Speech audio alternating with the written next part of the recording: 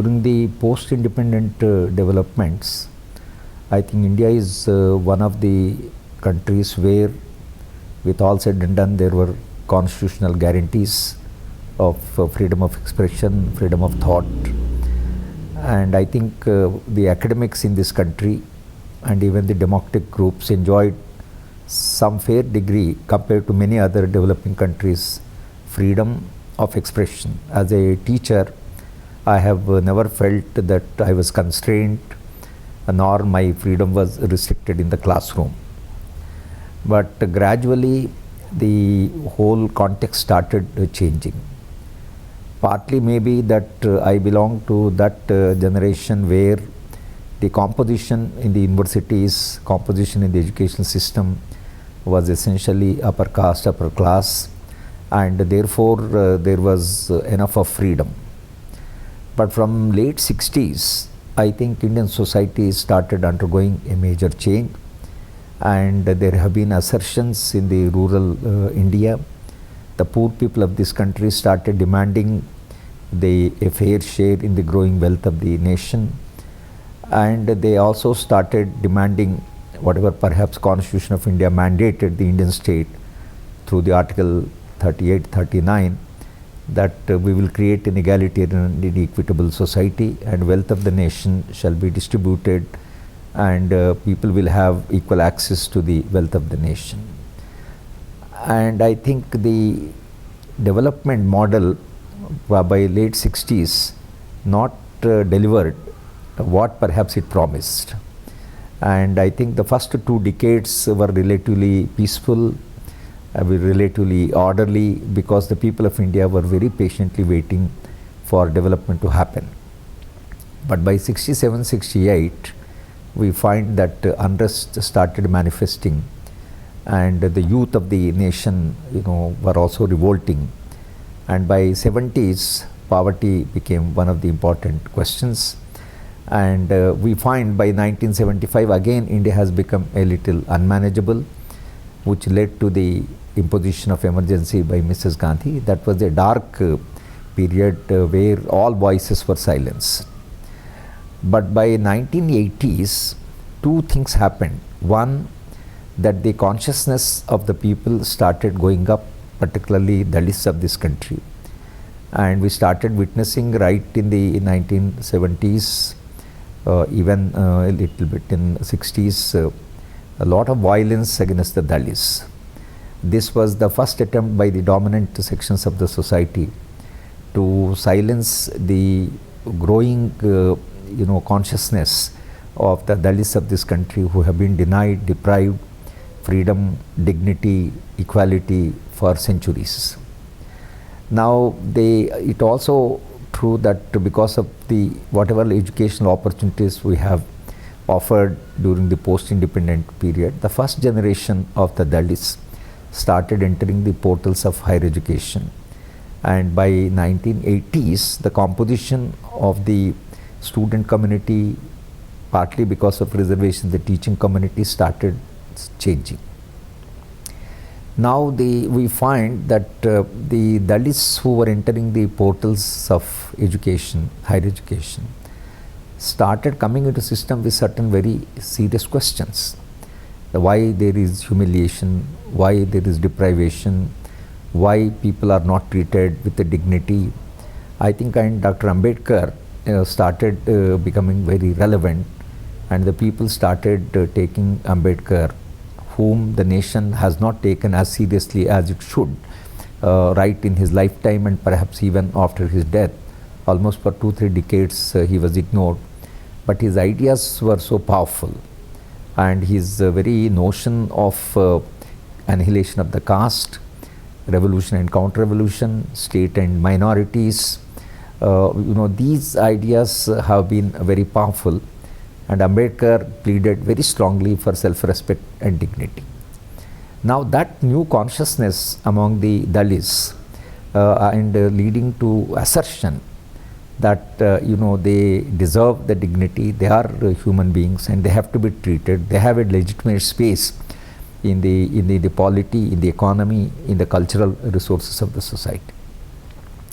And I think that started leading to confrontation, and already campuses have become a little restless. Although the confrontation was not to the point of polarization of the forward caste and upper caste, which we have of course witnessed after the announcement of the Mandal Commission.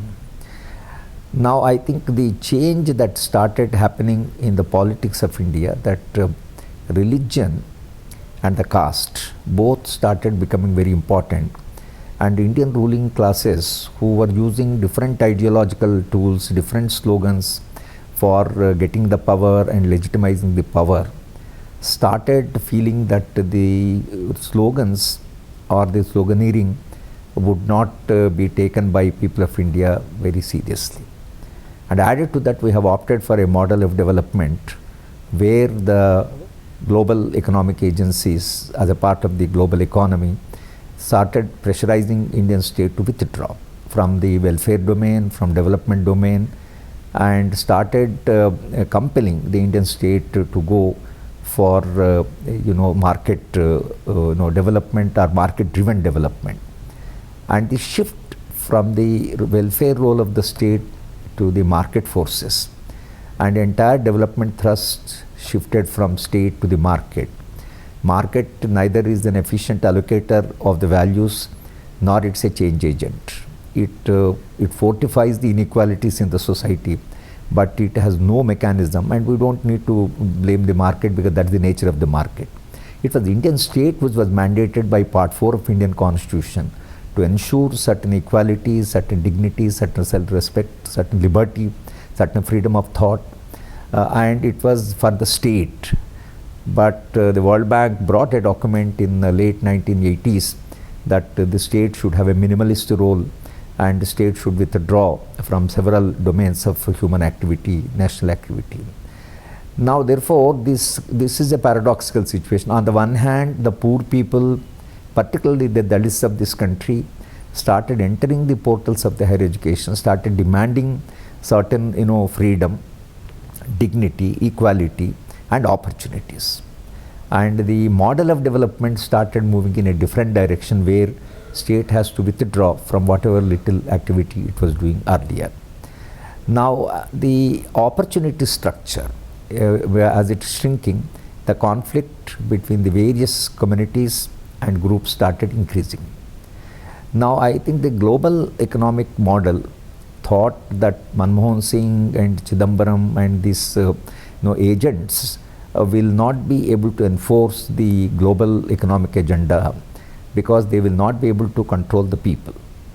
And I think that is the reason why communal forces in India were not only growing, but they had the economic support or the pressure from the global capital, and there is a nexus between the communal forces and the global capital, and it's a very formidable, and there is a rise of the corporate sector and the corporate media. Now it is this that has created a new situation in the universities, and the boys and girls coming from the upper class, they started feeling that with the backing up of the communal forces, and they think that now they are in power, and they think that they own the universities, they are their places. And for the people coming from the Dalit background and poorer background, in fact they have no place. And the whole model informed by the communal fascist forces, now they think that any questioning from the universities will lead to this shaking of the system. Now I think it is this context that we find increasingly aggressive attitude on the part of the privileged, and they want to silence the voices that are growing, the voices that are coming up as a part of the transition of Indian society. It is this historical context that led to what has happened in University of Hyderabad, and this suicide of Rohith, which left a very powerful, profound statement that what is the place, legitimate place of a Dalit and a Dalit voice. And I think this, the silencing of the Dalit voices now are taking place not in the name of the caste and religion, but in the name of nationalism, in the name of patriotism, in the name of, progress, whatever, and whoever speaks against the Hindu fundamentalism, or whoever speaks against these powerful communities and powerful castes, they think that that has to be silenced. And therefore, when students held a protest in the University of Hyderabad, because when people were hanged and against the capital punishment, and it may be Yaqub Memon or Muzaffar Nagar Baki hai.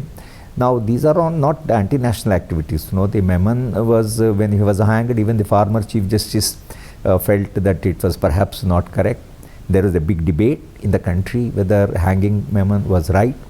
And now suddenly in University of Hyderabad, the right-wing student group thinks that supporting or opposing capital punishment is national, and they dub people as anti-national, and that led to the clash, and that led to some sort of situation where I think Rohith felt that the only way, in fact he writes in the suicide note, that perhaps death is more liberating than life.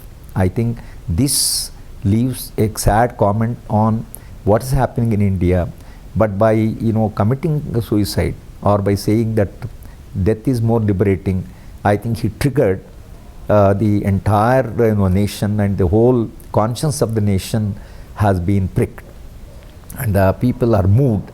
In fact, what has happened after his death is a clear indication that the assertion of the Dalit has come of maturity, and in this country people are getting consolidated, and Rohith's death stands as one of the watershed in the evolution of Dalit consciousness. I think in the times to come, the confrontation may take higher form, but definitely Dalits of this country have rightly claimed the place, and their voice should be heard, which has been denied for centuries. I think this is the context in which we have to understand the death of Rohith in the University of Hyderabad.